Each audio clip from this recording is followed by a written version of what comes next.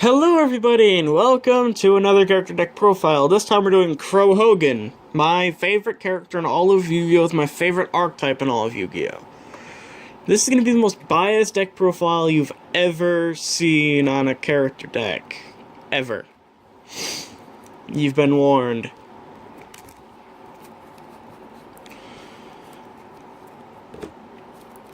Okay. Well, to start things off, we'll go with the non-tuner monsters. One Elf and the Raven. When you can summon him if there's a Blackwing monster in the field without tributing. And when he's normal summon, you can change the battle position from one monster opponent control. So you can switch, say, a Red Dragon Archfiend to defense mode and run it over with this. So that's nice. Stroke of the Dawn, you can normal summon him without tributing if your opponent controls a monster and you control none. And also, you can target a face-up Blackwing monster once per turn. It gains attack total attack of all Blackwing monsters on the field except itself. Monsters in the selected monster cannot attack the turn to activate the effect. So you can target itself or feign the steel chain and just hit for a game. Just like that. Shura. When it kills a monster by battle, you can fetch a weaker Blackwing from your deck. Special summon it. You could go for a tuner, you could go for a non-tuner. Most of the time you want to go for, say, Kochi? No, not Kochi. Gale, generally? Bora, you can special summon it if you control a Blackwing monster other than itself.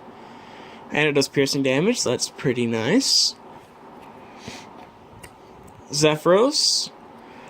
When he's in the grave, you can send a card you control to your hand and inflict 400 damage to yourself, then special summon it. You can only use the effect once per duel, so that's really, really nice. Kalut, one of the best hand traps the character decks have access to. Discard it, and one of your Blackwings gain 1400 attack points during the damage step. Until the end phase, of course. One Kalima the Haze. During the opponent's battle phase, you control no monster. You can move from play this card in the graveyard. Select one secret monster, graveyard, special summon it. It is removed from play at the end of the battle phase. So if you really need to hang on desperately, you could, say, summon Graham from the graveyard. Feign the steel chain. He can attack the opponent directly, then he can change the attack position monster opponent controls to defense mode after that. Jetstream in the blue sky. During damage collection, he sends to the grave to prevent a Blackwing monster you control from being destroyed by the battle. In Ghibli, it's another hand trap. When your opponent declares a direct attack, you can switch some of this card from your hand. Once per turn, you can switch the original attack and defense of this card until the end phase. I've used this in the character deck duel to get over one of Jack's cards, I think it was, or it could have been the Yusei duel, whatever. This card is decent. You don't really use its second effect all that much, but you have access to it, so that's nice. One, Korogashi the Wanderer. This card is beautiful in ultimate rare form. When a Blackwing monster you control is destroyed by a card effect instead of the grave, you can special summon this card from your hand. When you synchro summon using this card to synchro material, your opponent cannot activate cards or effects. So, summon him, go with Feign, for example, go into Blackwing Dragon, boom. Gale special summons itself if there's another Blackwing monster on the field beside itself, and can have the attack points of an opponent's monster. Blizzard, he revives the monster from the grave, but he cannot be special summoned. He's level 2. Crow never used this card, but I put Pinocchio in to give him access to getting more Blackwing monsters from the deck. Just like all character decks, I beefed them up a little bit. Not too much, but a little bit to make them a little bit better. That's why Pinocchio's in here. Breeze the Zephyr. When you fetch this guy from your deck, you can special summon it from your hand, so that's pretty nice. You can only summon a Blackwing monster when you're using him to synchro summon. And he's a target for a lot of things with Black Whirlwind. Steam the Cloak. When it leaves the field, special summon a Steam token.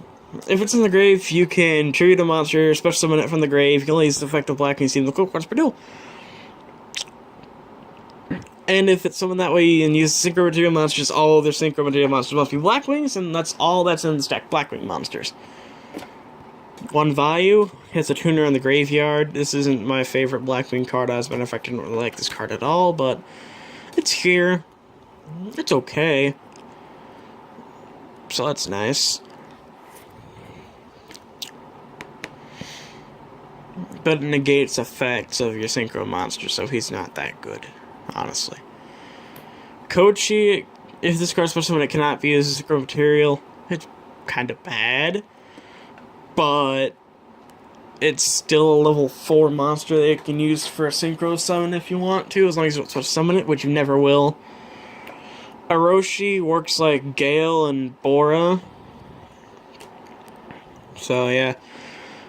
And if he's using synchro material, you can change the target one monster of the field and change that target's battle position, so that's nice. And then Mitchell Silver Shield, solid defense, and if it's destroyed and sent to the grave, reduce the battle damage you take for the next attack, the turn to 0. Okay. Now to the spells. Crow has a decent amount of spells in my variant of the deck. Let's get started. Against the wind, target a black monster grave, take damage equal to the attack of the suck monster, not to your hand, so it's a way to recover. 2 black Roland, he never uses the anime, but it's a Blackwing deck, so why the hell wouldn't you have Black Roland in here? I know the biasness is starting to show. It's true though, I'm very biased. And I really think Crow should use this card, but he didn't. Which is silly. But it's here. Deal with it. It will never get removed. 1 Blackwing Strafe, pitch a monster, and select a defense monster your opponent controls, and send it to the grave. 1 card for Black Feathers, banish a Blackwing from your hand, and draw 2 cards. It's like a Pot of Greed, so that's pretty nice. 1 Dark Eruption to fetch a dark monster with 3 attack points or less from the grave. 1 MST. 1 Raptor Wing Strike, return a Blackwing monster you control to the deck, add 1 Black monster from your deck to your hand. Swallow's Nest, tribute 1 face-up Winged Beast type monster, so summon a Winged Beast type monster from your deck with the same level as the tributed monster on the field. So you could use this during the battle phase to target a Shura, send Shura back to the deck, revive Shura. If the opponent has some monster you can attack again, use Shura's effect again. Oops. Okay. Hero's Traps, a nice solid trap lineup. Blackback revives a Blackwing 2000 miles attack. But you can't almost special summon the rest of the turn.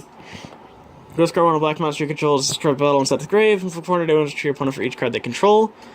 This card's meh, but it's decent enough, so it's there. Or Blackwing Revenge, when a Winged Beast type monster you control is destroy battle and set to the grave, so summon 2 Blackwing Black Crest tokens, which are level 2, 0800, so you can use these guys to go into synchros, if you really need to. Backlash. When the opponent declares an attack, well, you have 5 or more Blackwing monsters in your graveyard, destroy all monsters your opponent controls. Pretty damn nice. And you're going to have a lot of monsters in the graveyard, because you're going to synchro summon a lot with this deck. And if you're not synchro summoning with this deck, you don't know how to play Blackwings. Blackwing Bombardment, tribute a Blackwing monster, select 1 face of single monster you control, and that single monster gains an attack equal to the tributed monster's attack to the end phase. You can use this to get over tricky cards like shooting Quasar Dragon if you need it. Granted, you're not going to get that off very much of shooting Quasars on board because they're going to negate that, but if they don't, you can beat it. Booby Trap, when this card is set, card is destroyed by opponent's card effect while you control Blackwing monster, inflict 1000 damage to your opponent and draw a card. So if they MST this card, which there's MSTs in like every deck, so it could very well happen, very well will happen. This dies, you inflict 1000 and get a +1. Or rather, you break even. Delta Crow blows up all set spell and trap cards your opponent controls. If you control Blackwing monster, if you control exactly 3, you can activate it from your hand, so that's nice. Dust Tornado's like another version of MST. You kill a spell or trap, then you can set an extra one. Icarus Attack, Tribute Wing Beast, target 2 cards in the field, destroy them. This is an amazing card. Mirror Force. Everyone knows what Mirror Force does. Urgent Tuning. Everyone knows what Urgent Tuning does by now.